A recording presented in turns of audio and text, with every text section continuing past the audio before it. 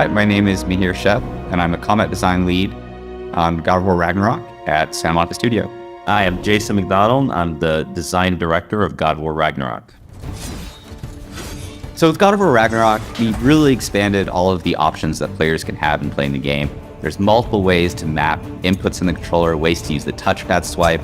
We really want to cater to the widest audience possible because we know that players play their games differently, and the DualSense Edge controller adds to that.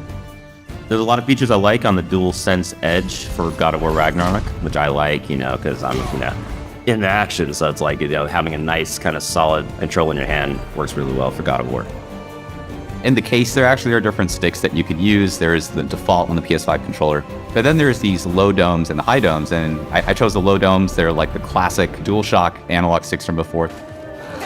In God of War, you're hitting the triggers a lot, because that's where your primary attacks are and aiming. So I ended up using the low stops for the triggers to make them feel more like regular buttons. With the adjustable trigger stops, the R2 button, we use it as kind of a heavy attack button in the game. And so being able to adjust the trigger stop so that it is more responsive, it feels more like a straight button. And then the aim input, which is on the left L2 button, I had the trigger stop over there set to a medium setting. And overall, it just felt faster, more responsive, which again, in the heat of combat is kind of an added bonus. The bat buttons, I actually used a lot of setups. The first thing was just to remap the L3 and R3s because we ended up pressing that a lot. I mapped sprint over to the left and map lock on over to the right. But I think what I really settled on was weapon switching just because the speed in doing that were much quicker than the D-pad. So you can have your thumbs on the analog sticks the whole time, in the middle of combat, look around freely, move freely, and change weapons when you want. And I think finding the right fit for you and being able to map them to buttons in the heat of combat makes certain actions a lot easier. Setting up the controller was fantastic. It's really fast just using the function buttons to immediately go into in-game UI. There's kind of a guided tutorial that kind of walks you through the settings that you need to do. So it allowed me to kind of just make a lot of changes, go back to the game, test them, then go right back into the menu. Pretty seamless, really quick. And then it led me into changing the stick sensitivity. And in God of War Ragnarok, you want to move the character fairly quickly, especially in the middle of combat.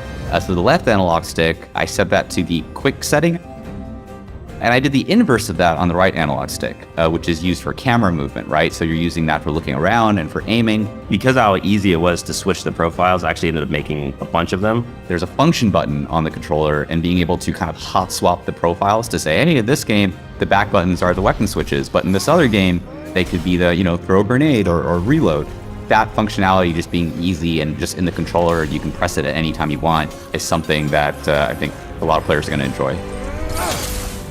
There's actually a neat feature with the trigger dead zones. What that means is that you can control when the input is registered on how you press the triggers over here. So I actually increased the default setting so the triggers would not respond until I press the button past a certain amount. By just adding a little bit of that dead zone in there, I wasn't getting any accidental trigger presses. And using that along with the trigger stop meant that, just overall the triggers felt more like responsive buttons.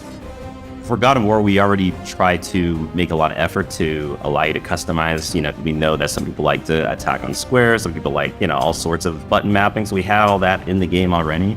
And the DualSense Edge just kind of lets you take that to another level. Having the back buttons, having the trigger stops, having more ways to kind of customize your own play experience, being able to tweak the way that the analog sticks move.